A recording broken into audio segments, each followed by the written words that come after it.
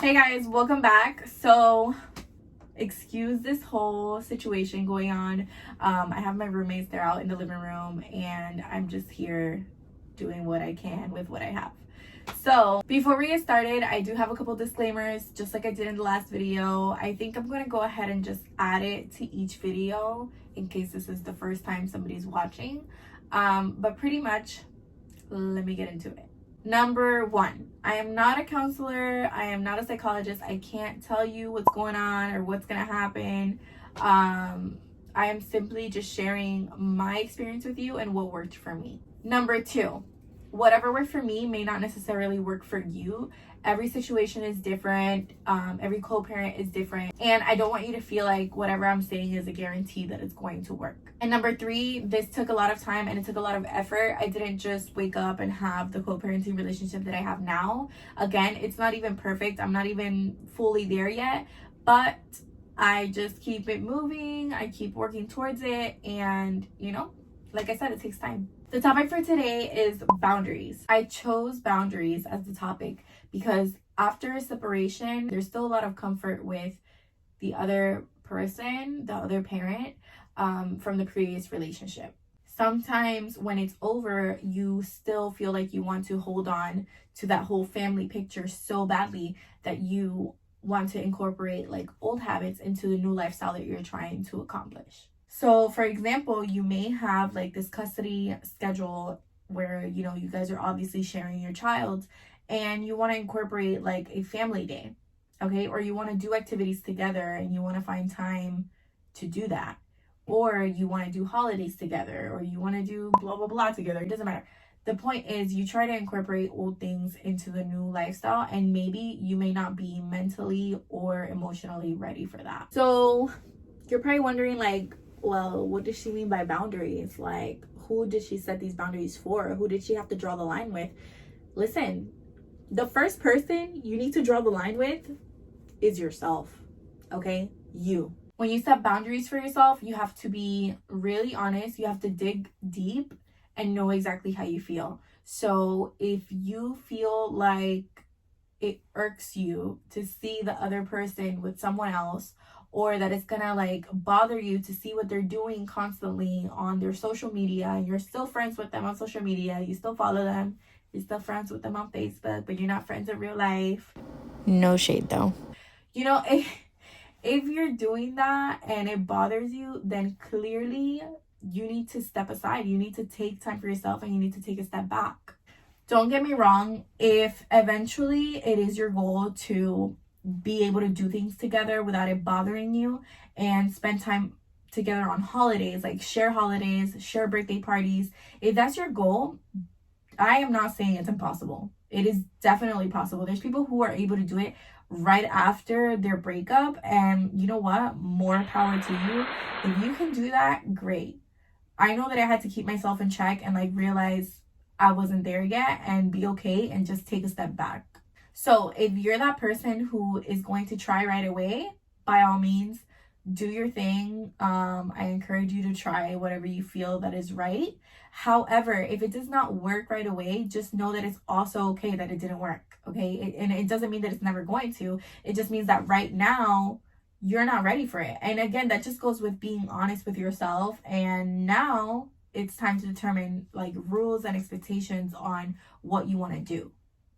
Another way to set boundaries is with the other person, okay? So sometimes there's comfort, and when there's comfort, there's conflict. You may think that you could talk to the other person however you want, just like you used to, and you know what, guys, that's not the case, okay? This is no longer that romantic relationship that you had. Yes, there's comfort, but you need to try to separate yourself from that. You now have to treat this relationship like more of a professional one. By that I mean drawing the line on respect, for example, okay? If you guys were used to talking to each other a certain way, like in a disrespectful way whenever there was arguments, now you have to draw the line and pretty much not let it happen again. You're starting over, you're starting fresh. This is a new type of relationship, and there has to be respect, especially for the sake of the child. Another thing is checking in with that person. I understand that you may text them or you may call them all the time and be like, hey, how's my kid? What is he or she doing today? Do you have anything planned with them? Blah, blah, blah. That's great if it has to do with the child. If you're texting the other person talking about, oh, hey, how are you? How are you feeling today? Or, are you dating anybody? Are you seeing anybody? Like, how's your new relationship going? Listen, that's not your business at all. I mean, it's just not. You want to treat this new co-parenting relationship like if it's a professional one. Like, you work with this person and HR is about to come after your ass for being inappropriate. That's how you have to treat the relationship. If in time, when you know you guys are both moved on, when you know there's nothing there and you're cool, then maybe you can be that cool with that person. I mean, I know people that do it, that they're chill. They could talk about their relationship with their exes or whatever. You know what? Great. But personally, it's not something that works for me. I don't want to even get into that. I'd rather just keep it strictly about my child, what's best for him, what he's been doing, and so on and so forth. Now, let's say that you guys had a really, really toxic relationship and you can't move forward and just talk to each other cordially.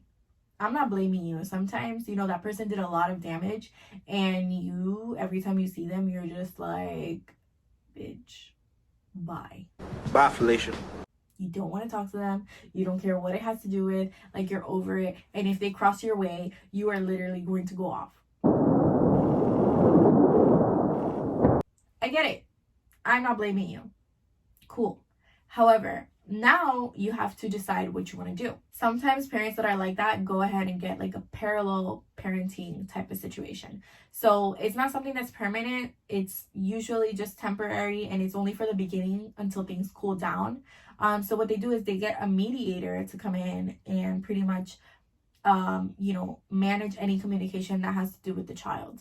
Obviously, nothing like emergency wise. You would obviously have to tell the other parent what's going on with your kid. However, when it comes to like schedules, swapping your kid back, or anything with school, maybe you would use somebody who is neutral to go ahead and do that for you, whether that may be a really close friend or a family member, or an actual counselor, mediator that you go to work with. Also, just because you set boundaries for yourself and for the relationship doesn't mean that the other person is going to follow through with your expectations and your new rules. Okay, they may be like, yo, bye, I don't care about your freaking rules. I don't care how you feel now. You may think you're brand new. Boppity boppity bop. Listen, that's okay. You can't control how other people are. You can't control what the other person does. You can only control what you do and how you're going to react to it. So if you know that you have a certain goal in mind and that you have these expectations down for yourself, continue to stay on it. I'm not saying that you're going to completely like be perfect and stay on top of it. You're probably going to be pissed and react the same way the other person did. But keep in mind why you did this. Keep in mind your parenting plan. Keep in mind your co-parent goals, okay?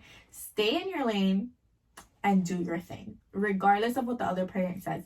And if you think that you want to let them know, like, it's okay to let them know, hey, I'm sorry if I ever let you speak to me in a certain way in the past when we were together. However, I want to start fresh. This is a completely different relationship, and I would like to treat it in a professional manner, in a cordial manner. If the other parent cannot cooperate with you, then maybe I would seek professional help. It's completely up to you, but that's what I would do. If the person is being super disruptive to the co-parenting relationship and they can't, help you out, then that's what I would do. I would take it to the next level. Guys, I think that's it for today. I know it's super short, but honestly, I'm sitting on the floor right now and my ass cannot take it anymore. So that's it. I should have probably gotten a pillow and I didn't even think of that, but you know what, whatever. I'm just trying to get this done, get the message out there. And yeah, if you guys feel like you want to add anything, please let me know. You can send me a DM or inbox, whatever, comment down below, let me know, and I will try to incorporate that into the next video. Bye.